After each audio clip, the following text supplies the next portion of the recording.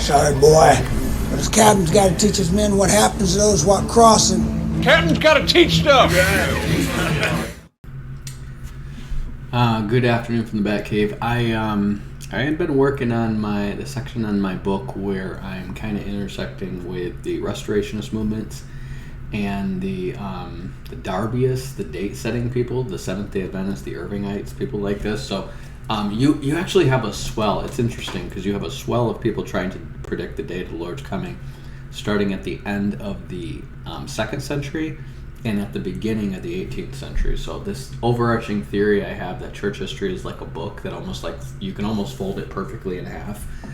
These different like ideas and movements come back in reverse order from the Great Schism, which is I think it's like 1056 or 1054 AD, which is roughly, I mean, you've got 1020 years from the death of Christ. So it's interesting that if the second coming of Christ is exactly 2,000 years after I'm leaving, you're almost exactly in the middle of that is going to be the Great Schism. I mean, it's within like a decade. And if you go, like I said, back and forth in each direction, you'll find like very similar people popping up. Like Wesley and Tertullian are very much alike. One is pro-Montanist and one reintroduces Montanism into the church, and you can just go, Luther to Augustine, they're very much alike. And I could go on, and I'm probably going to lay this out in my book at the end, but point is I'm in the section that is about all the date setters. And so what I wanted to do here, just because most people don't realize, like, these various bad dating methods have been fully debunked, and the reason they're wrong is just because they just take something the Bible doesn't say at all, and they make these arbitrary calculations on those things. Now, I want to walk you guys through some real basic date-setting things related to the age of the earth. 1. 2 is going to be the age of Christ's crucifixion. 3 is going to be Daniel's prophecies, and then 4 is going to be the proper dating of 2,000 years from Christ's return. So this is going to be a rebuttal to that Messiah 2030 video, who, you guys, I'm telling you, I promise you, all the predictions and all the prophecies are gathering towards the idea that when the sun turns to darkness and the moon turns to blood, which I foresee is potentially happening in 2030, that's going to be when the Antichrist emerges, and they're all starting to coalesce towards you believing that's when Christ should be here. And I think that's just, the sign of the times, the Great Delusion and whatnot. But I just want to go through these and just show you where the bad ideas came from, and then just correct these things. It's actually much more simple than you would believe once you get down to the facts. So you have a couple of different things. One is you have how old is it from Jesus to Christ, and where does that calculation come from? Now, credit to who credit's due. I didn't solve most of these problems. Most of these problems were solved before I got here. But I don't know anyone who's solved the problem of Daniel's 70 weeks, and I think I solved it. And I think it's actually very simple when you calculate it correctly. So share this with your Seventh-day Adventist friends and tell them to put in their pipe and smoke it when you're done. But the calculation for the age of the Earth being 4,004 years BC comes from a guy named Bishop Ussher. He's an Irish. I think he's an Anglican, but he's Irish. Bishop. He could be Catholic. I could be mistaken. But it's a pretty simple method when you understand what he's calculating from. So he's counting from creation to Abraham's migration. And you literally, if you get into the Masoretic text, you're going to have two different calculations for this, because one is going to be based on the Septuagint, which adds 100 years to each person. And if you do your research on that, the reason is because the Septuagint was either produced in Alexandria, Egypt, or for the Alexandrians by the Maccabees. I am leaning towards the idea that the Maccabees produced the Septuagint, and I don't think we have any copies of the Septuagint that are older than the Maccabees. So I think the Septuagint was meant to propagate the idea that the Maccabees are basically the fulfillment of Daniel's prophecies. That's what I think. I haven't studied the Septuagint version of Daniel's prophecies well enough, but I know fixing Daniel's prophecies in the 2nd century was one of the earliest things that happened with the Septuagint. Like, they knew Daniel's prophecies were wrong in the Septuagint, and they're grossly different from what you have in your Masoretic text. But the other thing is they add these 100 years to all the table of nations and the genealogy up to Abraham in order to try to make it align with Egyptian history. And that's important because Ptolemy of Egypt is going to be a major ally because they just threw off Antiochus Epiphanes. Okay, so they're very much trying to appeal to the Ptolemaic dynasty, it seems like, and obviously the Egyptians have their own historical records, which they talk about in the early church fathers even. But what it seems like is that those historical records of the Egyptians are stacked because you have northern and southern kingdoms, and you have just additional time there because they're stacked them chronologically, when in fact it's kind of like the kings of Judah and the kings of Israel. Imagine if you took those different genealogy, or those different reigns of the kings of Judah and the kings of Israel, and then stacked them all on top of each other as if it were just one consistent row instead of things that are happening simultaneously. So it seems like that's what the Egyptians did wrong, and or that's what later Egyptians interpreted as, and that's what the I'm assuming the Maccabees were trying to add it up to. But if you go to the Masoretic, which most scholars agree that's going to be your more accurate original version, you're going to see the data in Genesis 5, Genesis 11 is going to take you. You can go do this math yourself. You can go add up these years. It's going to tell you how long between each guy's birth and the birth of his son. That's really what you need to know. The year of their death is not important. It's between the guy and the birth of their son.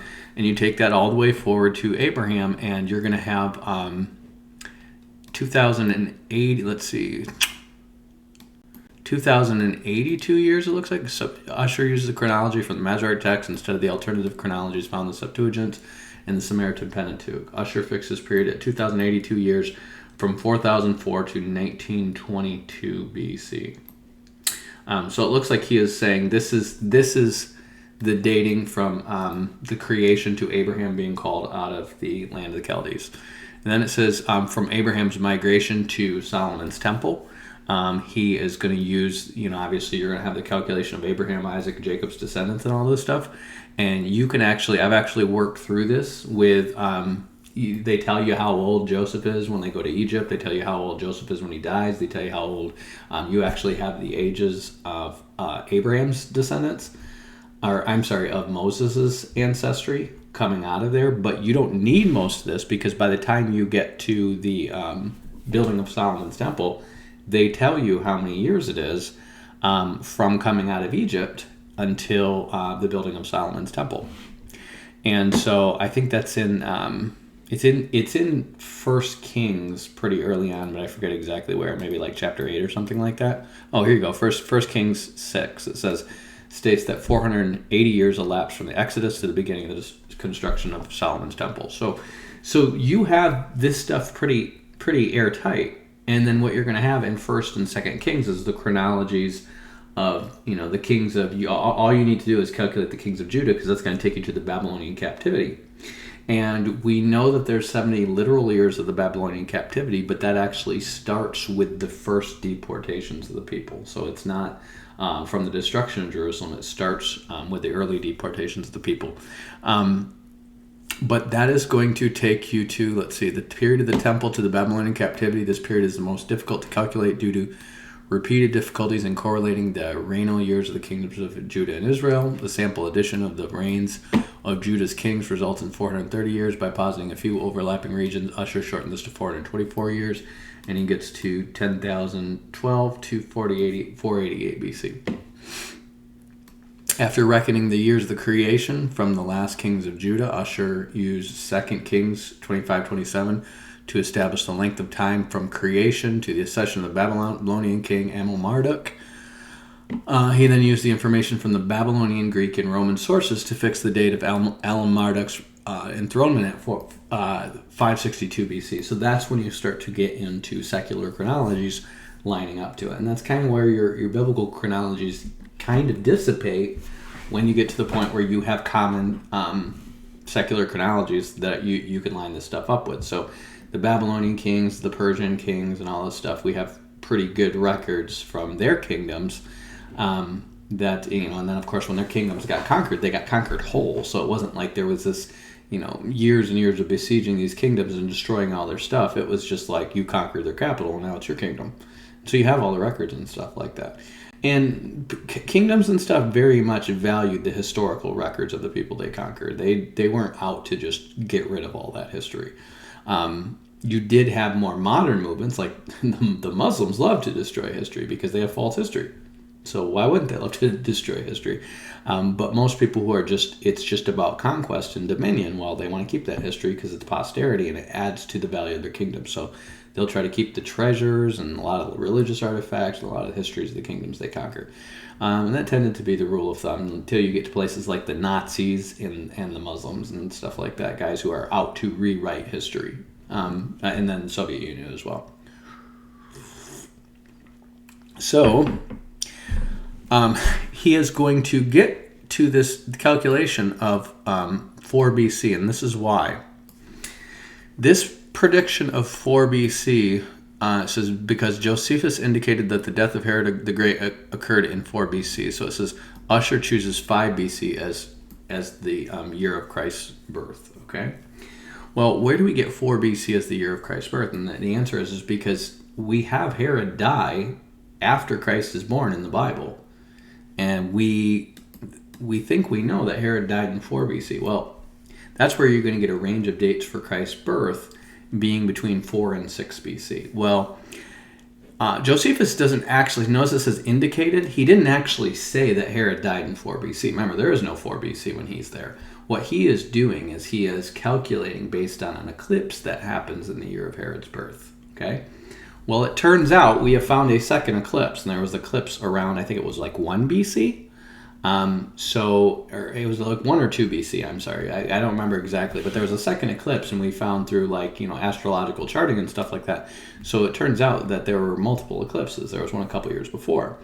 So, turns out we can have Herod die in like 1 or 2 BC, and then Jesus, that would make sense because Herod kills all the babies 2 years and younger by the date indicated that Jesus was born, which means Jesus would be around too.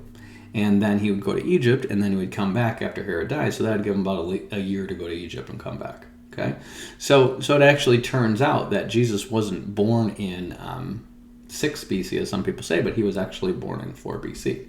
Now, why do we get 4 BC for the year of our Lord? And that's simple. Is because you have this guy named, Julian Gregorian calendars, Dionysius Exiguus. And Dionysius Exiguus, this is in the year 525, you're going to have controversies that are going to emerge between when you set the date of Easter. And they're going to settle that in the Council of Nicaea. So what you have prior to the Council of Nicaea is you have people in the East, which is Polycarp stood up to the Bishop of Rome in his day and said, we're not going to follow you. You have the people in the East following the Jews' Paschal calendar. And the Jews are going to calculate their Passover every year, and the Christians would say that's where we're going to celebrate the death and resurrection of the Lord when the Jews celebrate Passover, because he died on Passover. Well, the Catholics wanted to calculate a different date for setting Easter because they wanted to celebrate the resurrection rather than the death, which is not a problematic idea, but it would have been as simple as then just go on the Jews' calendar and just count 2 days, 3 days from it. Well, the problem is they always wanted to do it on a Sunday because the Lord rose on a Sunday. And so what they would do is they would have a unique calculation every year for when we should establish when Easter's going to be. Okay? So Easter didn't come from Astarte. Okay? That's the English version of a spring festival named after the month. I think it's Ostre. Okay? So it's like saying the April festival. Okay?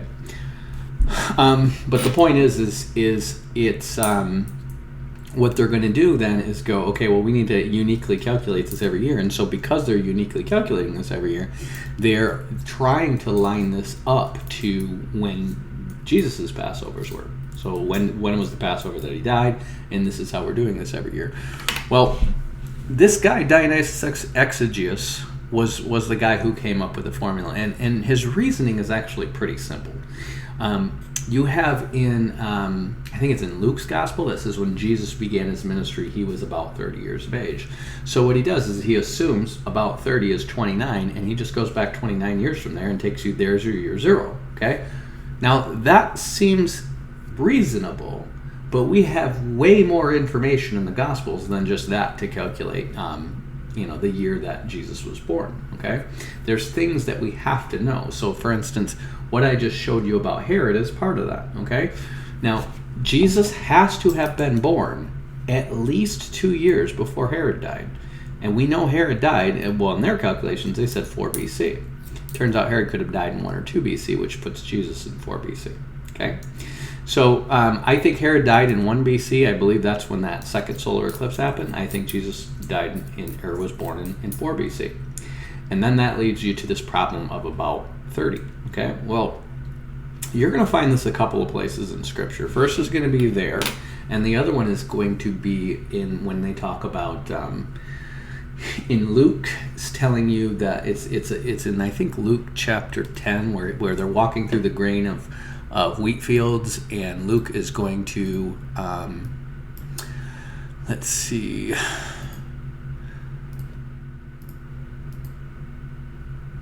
It's in Luke 6, where he talks about, it says the second Sabbath after the first. Well, it says it came to pass on the second Sabbath after the first. Okay, well that means this is 2 weeks after the Passover. Okay, the first Sabbath is going to be the first of the Sabbath of the Feast of Weeks, and then a week later is when you're going to have the end of the Feast of the Weeks. So that's the second Sabbath after the first. Okay. So it came to pass on the second Sabbath after the first. Or I'm sorry. This is going to be the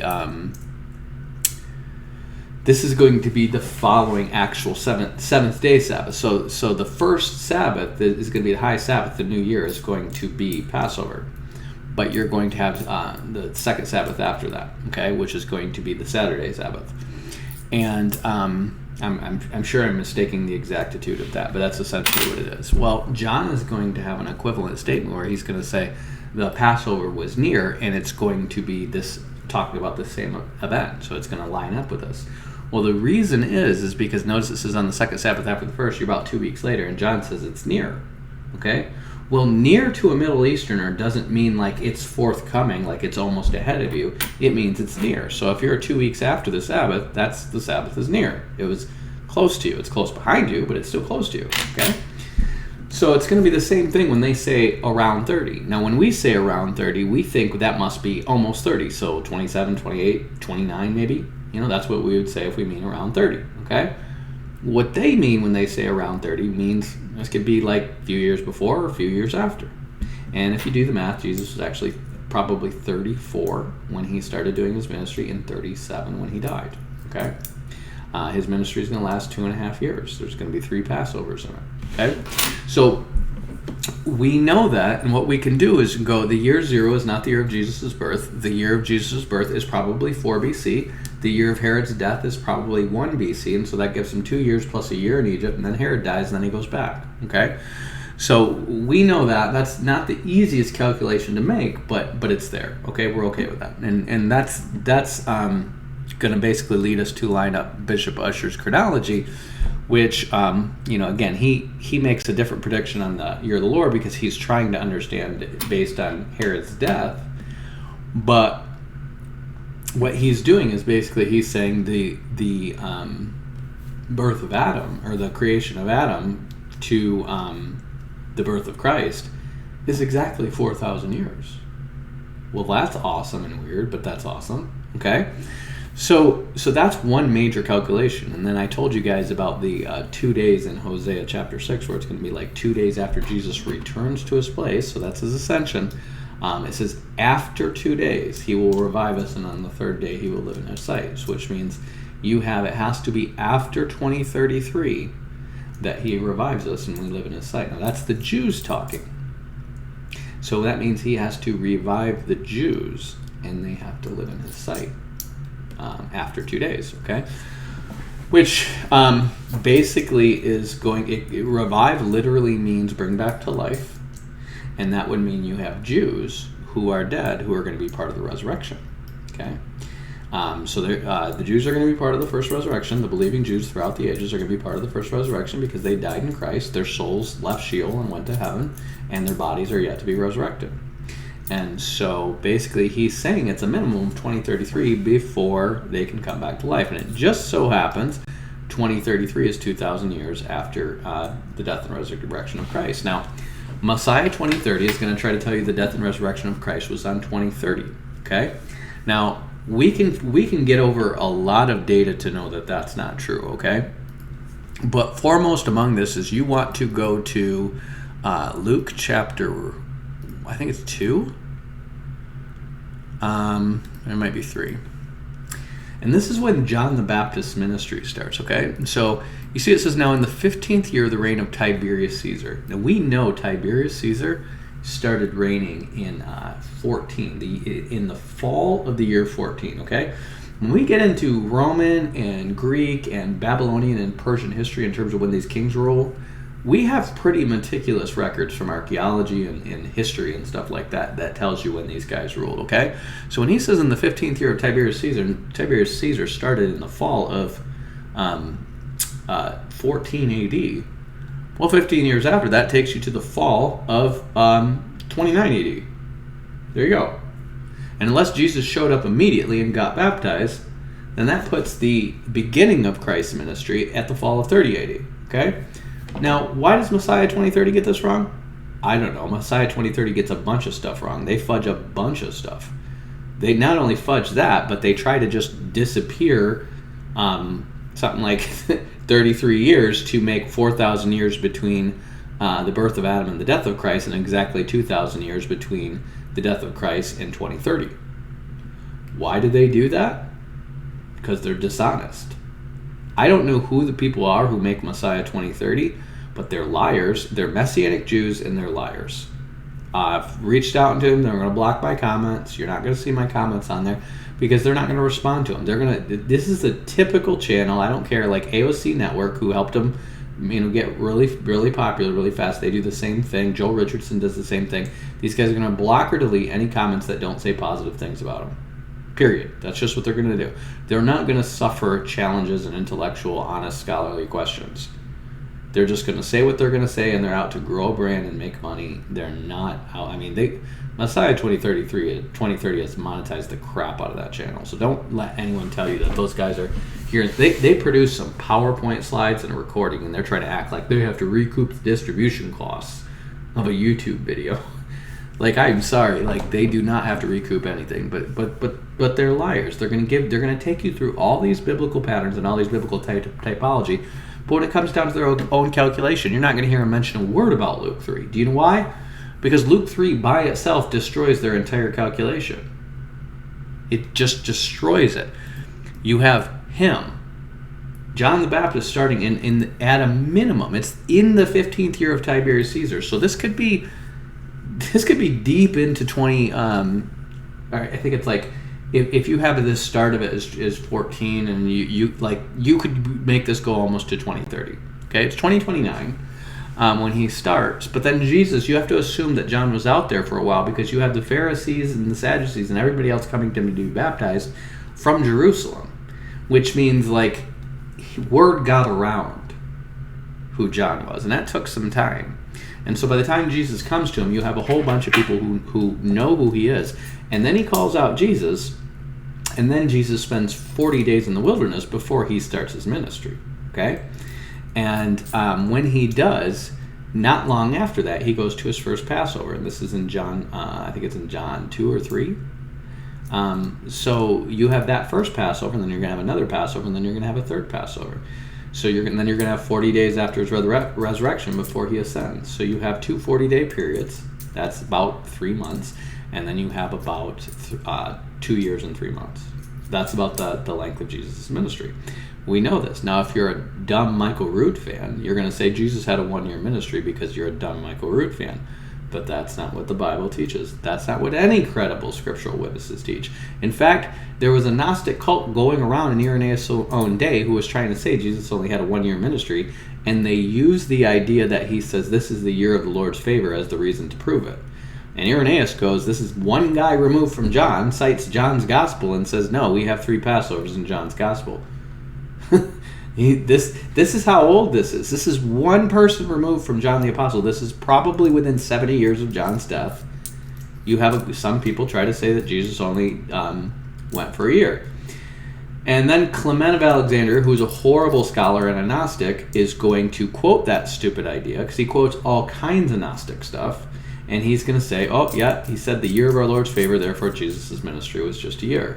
And that stupid idea is going to get sucked into Michael Rood's book, and he's going to look and look and look through the archives of the Roman Catholic treasury of nonsense, apparently, and find some copy of the scripture that is somehow missing the second Passover from John. And he's going to claim that all the other scriptures are forgeries and that they added the Passover in. Every other record of every other scripture we have, including a guy who was one guy removed from John in the 2nd century, citing that and say they're all lying. Michael Rood, who from Greenville, Michigan, in 2020 figured it out. And you have all these really stupid, dumb Hebrew roots people quoting Michael Rood because he counted when the barley came out of the ear in the year of the whatever. And he's just a bullcrap artist. You guys need to learn how to cite data. And you need to, if somebody says, here's my proof, go read their proof. Don't think just because they have a footnote, that's proof that they have evidence. Okay? People put footnotes in there all the time knowing you're too lazy to go and read them. You're too lazy to go investigate the source they're citing and find out. And what Michael Rood is going to do, he's going to quote like a dozen church fathers and say they all believe this 1 year thing. And in reality, you go to his own citation, and it's just a New Advent website, and that citation is going to prove that Clement's the only one who says that. And anybody else who said it afterwards was citing Clement. That's called scholarship. That's called historiography. You don't sit there and go, 20 people believe this when they're all citing one guy who believes it. And you had another guy who's 20 years earlier than him and a much better scholar who's not trying to promote Gnosticism, who's saying the opposite. You want to go with the guy who's one guy removed from John rather than the guy who tried to make Christianity into Gnosticism. Okay? Scholars. Anyways, you don't just have Tiberius here, okay? You have Tiberius is the Caesar, Pontius Pilate is the governor, Herod is the Tetrarch of Galilee, his brother Philip is the Tetrarch of Iturea, in the reign of Trachonius, Lysanias, Tetrarch of Abilene. So you have 5 governors with him, okay? And then you have who is the high priest, okay? And then that's when when John, son of Zacharias, goes into the wilderness, okay? So we know so much data about, just from this statement, about who's in charge and what year it is. This is irrefutable. This is 29 AD, when John the Baptist goes out into the wilderness. Okay? And then probably about a year later, or in the ballpark of a year, that's when he introduces Jesus as the Messiah. Once he's got he's not just going to introduce Jesus as the Messiah before he's got everybody's attention. Remember, he's baptizing all of Israel. He's literally like, make way, the Lord is coming. Make way, the Messiah is on his way here. Baptize yourself. This isn't going to happen in a week. He's going to do this for a while because the point is for John to get famous so that when he points to Jesus, Jesus gets famous instantly. Okay? And that's what happened. So he's going to do this for a year. He's going to sit there screaming in the wilderness for a year until all the Pharisees and Sadducees are coming. He's going to scream at them because he's just a screaming fool. He don't like anyone's crap. He's tired of all your bad scholarship and your bad behavior, and he's just telling y'all to repent, and he's eating bugs because he's not so much going to eat with any of you unwashed Philistines. He's going to eat bugs in the wilderness by himself because he's a straight-up gangster, OG prophet. And that's how you get that date, okay? Now, for those of you who doubt 2033 or doubt 33 AD, I'm just going to show you something that's really obvious, okay? It's in the Bible. It's going to explain Jesus has to die in 33 AD. He has to die in 33 AD. And I'm going to show you how. If you get into Daniel, and you go to Daniel 9, now, Seventh-day Adventists, pay attention to this. The Seventh-day Adventists are going to take this 2,300 years prophecy from Daniel 8, and they have the dumbest, most culty ideas, and they're going to just totally arbitrarily say, these 2,300 days represent 2,300 years. I'm sorry, but you don't have the right to make a day represent a year. Okay? You could make a day represent 1,000 years, because Moses makes a day represent 1,000 years, and Peter makes a day represent 1,000 years. You can make a week represent 7 years, because Daniel makes a week represent 7 years. Okay, and I'm going to show you how he does it. Okay, so this Seventh-day Adventist prophecy about the 2,300 years, this is one of like 4 different predictions that came out in the 1800s. It all claimed that the year of the Lord was going to come back in either 2024, 20-something, 20, and this one was 2043, okay? 2044, or I'm sorry, 1843, 1844.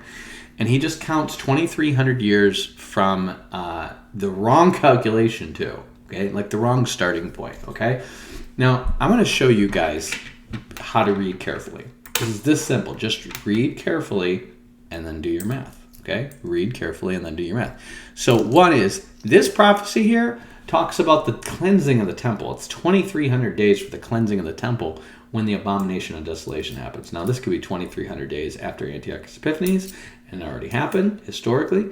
Or it could be, if you read it carefully, let's see, 2,300 days for the sanctuary to be cleansed. Okay, and so he says, how long will be the vision concerning the daily sacrifice and the transgression of desolation? Okay, so this is about him starting the sacrifices and then committing the abomination of desolation.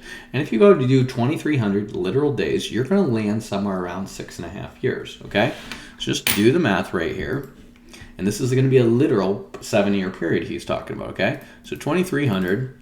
And you want to divide, I'm going to show you why in a minute, you want to divide between 360-day years, and you're going to get 6.38, so almost 6.5 years. Well, where is that going to go to? And the answer is this goes from the start of the Antichrist establishing the covenant until Christ touches down in the Mount of Olives and breaks the Temple Mount in two. Okay? That's how he cleanses it. Done. Done. Okay? And he's going to do a lot of stuff terraforming. He's going to go straight up like, what is that called? Sin City on New Jerusalem. And he's just going to modify that thing. It's going to be a plateau by the time he's done. But what you're going to have is Christ is going to come down. And he's going to come down in the 7th bowl. So in the 7th bowl, Jerusalem splits. Because that's Christ touching down. Okay? And then he's going to go to Basra, and he's going to kill everyone who's trying to kill the Jews who just sacked Neam, and then he's going to go back up and kill everybody who was coming up at Armageddon. That's going to take some time. He's probably going on foot. He's taking his time. He's got people with him. Okay? And then he's going to, that by the time he's done with all that, the 70th week is going to be over. Okay? And so you have 6.38 years on a 360-day year. So six, you're going to look at like 180 days here. I don't know exactly how that math goes down. I don't know exactly. Maybe they don't start with the sacrifice eventually exactly at the start of Daniel's 70th week. Maybe the covenant is confirmed and then they build the temple and then they start the sacrifices. I don't know. But that 2,300 days is going to be literally fulfilled somehow. Okay? Now you go to Daniel 9 and he's going to talk about the 70 weeks of years prophecy. So this is what he's saying. He's explaining it to him because he wants him to understand. He says, know therefore and understand, okay? Now, it's only his last prophecy that the angel says it's sealed up until the last days go your way, okay? The rest of these he's explaining to him. They're not meant to be mysteries to him. These angels are showing up to explain the meaning to Daniel, okay? And so he's saying, therefore understand that from the going forth of the commandment to restore and build Jerusalem, okay? This is not a commandment to go back to Jerusalem under Ezra, which is what William Miller's going to say. This is not a commandment to rebuild the temple, which is some of your day setters are going to say. It's a commandment to restore and build Jerusalem. Now, it just so happens, look at your footnotes, Nehemiah 2 says it came to pass in the month of Nisan, that's typically April, in the 20th year of Artaxerxes king. That wine was before him, and I took up the wine, and blah, blah, blah. And he's going to say to the king, he's going to say, why are you sad? And he's like, because the walls of Jerusalem, he's going to say, let the king live forever. My countenance is sad because the place of my father's sepulchres lieth waits, and the gates thereof are consumed with fire. Okay, does that sound like a decree has already gone out to restore and build Jerusalem? Well, no, because it's still, the gates are still consumed with fire from the Babylonian siege of Jerusalem. Okay? The Jews have been back to Jerusalem. They have rebuilt the temple, but not the city.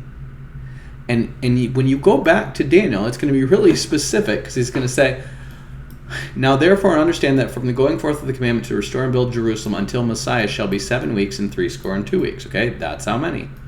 69 weeks. Okay, the street shall be built again, and the wall, even in troublous times. So there you go. The wall and the street have to be rebuilt for this to kick off. Okay, so that's what he's talking about, building Jerusalem. Okay. So within this context, the wall and the street shall be rebuilt. Now, what is Nehemiah saying? What is he whining about? Why is his countenance so sad? Because he says, the city, the place of my father's sepulchres, lieth waste, and the gates thereof are consumed with fire. Now, if your gates are burned down, your walls are not rebuilt. Okay? Walls without gates on them aren't very helpful. Okay? And he says, if the king, it pleased the king, and thy servant has found favor in thy sight, that thou wouldest send me to Judah unto the city of my father's sepulchres, that I may build it. This is so obvious. When is the command to restore and build Jerusalem? He's asking him to build it. And the king said unto me, for how long shall I journey, and when wilt thou return? If it please the king, send me. And I set him a time. I said, this is how long I'm going to take to do it. So that's why he's smacking everybody around to get this done. He has a limited amount of time, but the king's going to send him there with a whole bunch of resources, because he is one of the king's, he's the king's cupbearer. He's a very important job with the king, okay? He's the guy who tastes his wine, so he dies if somebody tries to poison the king. That's who he is, okay? But usually that person who does this is a very trusted advisor of the king. That's why they're doing it, okay? They're laying their life down for the king on a regular, okay? And that's why he's gonna be very influential in Jerusalem. So it says, moreover the king, if it please the king, let letters be given to me by the governors beyond the river. Okay, so this is the decree. He's telling you that they may convey me over until I come to Judah. In other words, he's saying, king, I need you to write letters so nobody messes with me in doing this. Because the Jews have had people messing with them in doing this forever. They tried to start building the temple and stuff like that, and basically these guys sent letters to his predecessors saying these Jews are going to try to rebuild the city, and then they're going to try to rebel against you. Okay? Well, they got a prophecy by Daniel that needs to get fulfilled before the countdown starts for the Messiah to come. The Messiah can't come until this decree happens. And so God's going to move on Nehemiah, and Nehemiah's going to get all sad and start whining before the king, and he's going to get some letters. And a letter unto Asaph, the keeper of the king's forest, that he may give me timber. See all this stuff? This is so he gets all that stuff. And the king granted me according to the good hand of my God upon me. That's when the decree came out. Okay, the king granted him. Now, just because you don't see the word decree or commandment there, think about it. He asked the king for all this stuff, and the king granted it to him.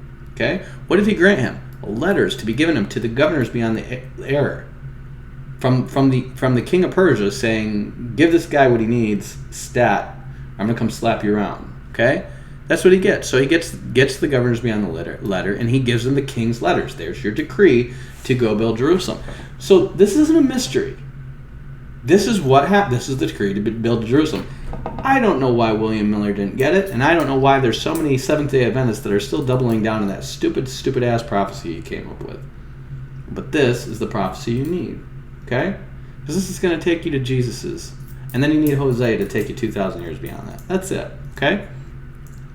I don't know why your preterists are so dumb that they don't get this. I don't know why your JWs are so dumb that they don't get this. I don't know why. That they have never had the intellectual honesty and logical consistency to go, when did he say this is going to happen? He said when the decree to go rebuild Jerusalem is. And we just so happen to have a whole book dedicated to that decree. In fact, it's the second to last book of the Bible. I mean, if you get down to it, the only thing that happens after this is Malachi. Malachi doesn't like them putting away everybody's wives. And that's the close of the canon, okay?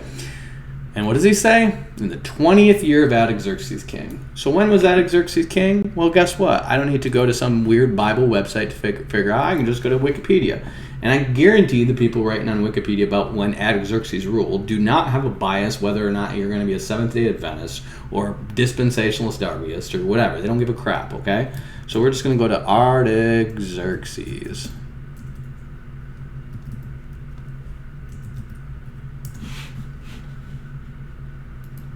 Oh, look. Artaxerxes was king of the Achaemenid Empire from 465 to 424 BC. So, in the 20th year of Artaxerxes' reign. Now, we not just have the year, we have the month. Okay, so it's in the month of Nisan in the 20th year. When did he start? It says December. It says 465. Okay, what month in 465? Let's see, 465. Let's see who came before him. Xerxes dies in 465 BC in August. Okay, so that's when he takes up his reign. It's in August of 485. Guess what, though? Nisan is in the following year because April is after August in the following year. Okay, so that means 20 years in the 20th year of his reign in Nisan is going to be 465 to 445. There's 20 years, and then add 6 months to get to Nisan. Or I'm sorry, it's like 7 months or whatever. Okay, so that's how you get to Nisan. Okay, so it's in the 20th year, but it's in the month of Nisan. So we're looking at 444 BC April. Okay, 444 BC April. Okay. So I'm going to take you from 444 BC April to 33 AD. Okay? Now watch this. How do I know whether I'm going to count a 360 or 365 day year? This is easy, okay? When I go back to Daniel, I'm going to go to Daniel 12 because these 70 weeks are going to be counted. The last week of the 7th week is going to be counted over and over and over again. When I get to Daniel 12, he's going to tell you how long this week is. And it's the same week that's in Revelation. And you know how long they're going to count? If you go to Revelation and you get to the midpoint, it's 1,260 days. Why is that important?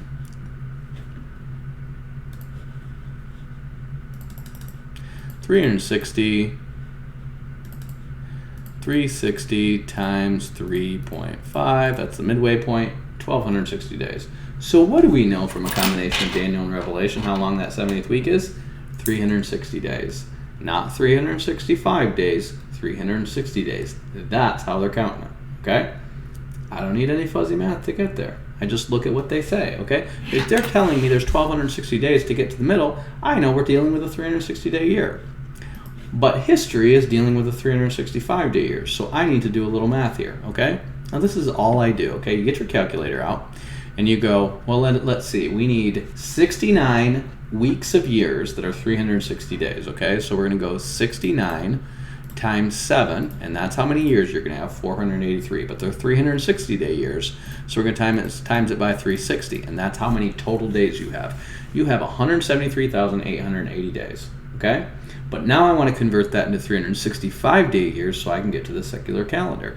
And I'm going to go divide by 365.25 days, because it's a quarter day. It's like 0.24, but that's okay. And I'm going to get 476.057, okay? Now probably if I put the 0.24 days or instead of 0.25 days, it's going to be a little bit closer, okay? But now, check this out. 476, when do we have to calculate it from? 444 BC. And what are we going to get? 32.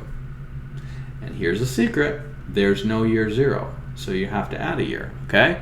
So plus 1, where does that take you to? 33 AD, okay? Now check this out. We know that this starts from the decree to build Jerusalem, and that is in the month of Nisan. And you know what else is in the month of Nisan? Passover.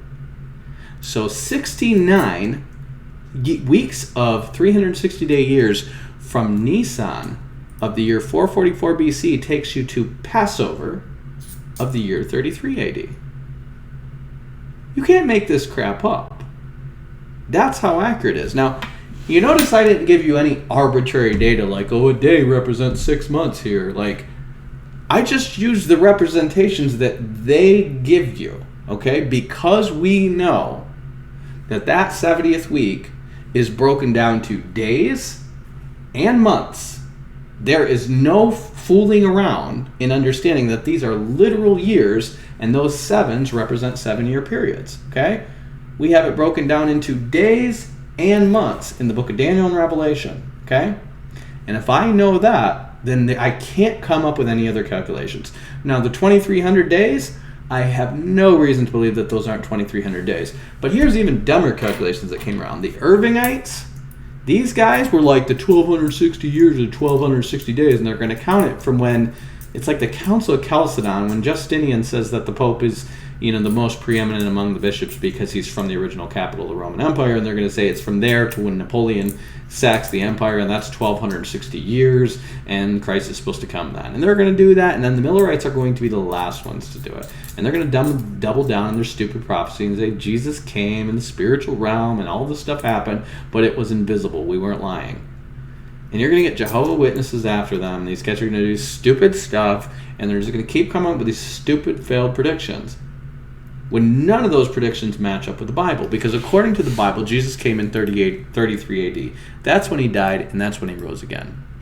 And according to Hosea, if you get to chapter 6, he's going to say, come, let us return to the Lord, and he has torn and he has healed us. He has smitten and he will bind us up. After 2 days, he will revive us, and the third day, he will raise us up and live in his sight. That's 2,000 years in the millennium. Okay? He's telling us after 2,000 years, the resurrection is going to happen, and in the third day, that's the millennium, he's going to raise us up in his sight. And when do you count that from? Well, you count it from what Jesus said in the last chapter, which he says, Hosea chapter 5, and he says, I will go and return to my place. Now, in order for him to return to his place, he has to come. Okay? Which means this is Jesus' first coming, and he's going to return to his place until they acknowledge their offense and seek my base. Listen, in their affliction, they will seek me early. Think immediately, okay? In the Jews' tribulation, they will seek me immediately. That's when they're going to find him. And if you get to all your prophecy calculations, when does the Jews' tribulation happen? At the midpoint of Daniel's 70th week. When's the midpoint of Daniel's 70th week? Well, at a minimum, it has to be 2,000 years after Christ returns. Okay? And when's that going to take you to? At a minimum, the earliest it can possibly happen is going to be 2033 AD. That's the earliest it can happen. Okay? Now, let me tell you something. Of all the dates being calculated in all the world, the most important dates in the universe are when Jesus was born and when he died. Okay? The most important dates in the universe. Do you think it's a coincidence that there's a discrepancy of roughly 3.5 years as to those two dates of all the dates that we have figured out down to the day and the month and everything of all the ancient things that happened? But yet somehow the birth of God himself on earth and the death and resurrection of God himself on the earth, even though it's for the most popular religion on the planet, like, we don't know, we can't even narrow it down within 3.5 years because there's a discrepancy of thought. That's part of the delusion. It's the most obvious thing. If you just take the Bible by itself, and then you just take secular history, and you don't have to have any weird fuzzy math, I don't necessarily need to know when Jesus was born to figure this out.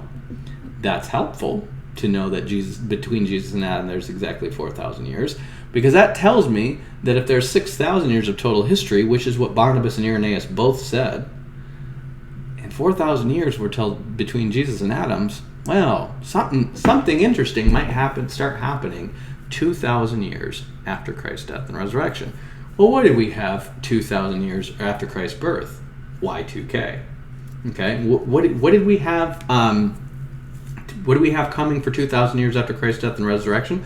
2,000 years. Listen to this.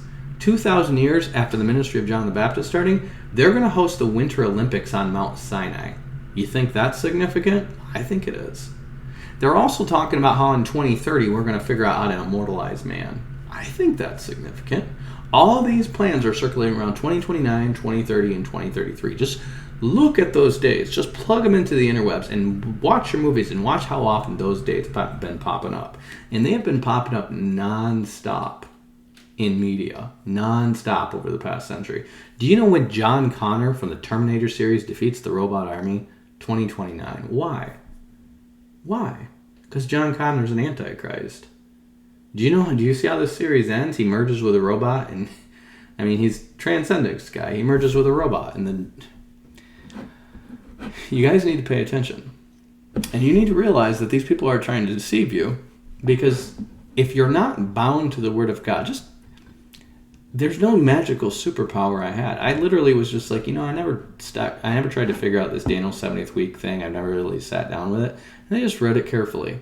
And I just go, it says it's going to be from this point. Well, it sounds like it's this date in month in Nisan, because that's what Nehemiah says.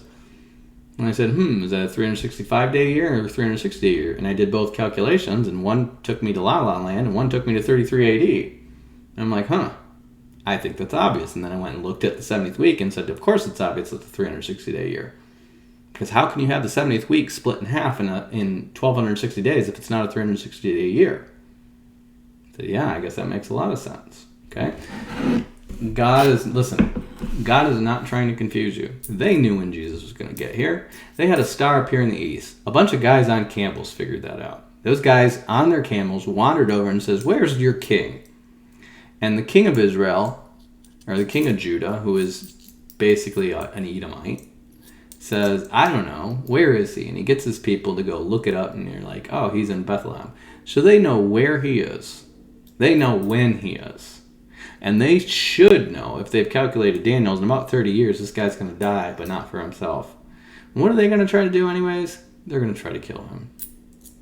Why? Because you have people out there who know the Bible is true. They believe the Bible is true, and they still want to fight Jesus.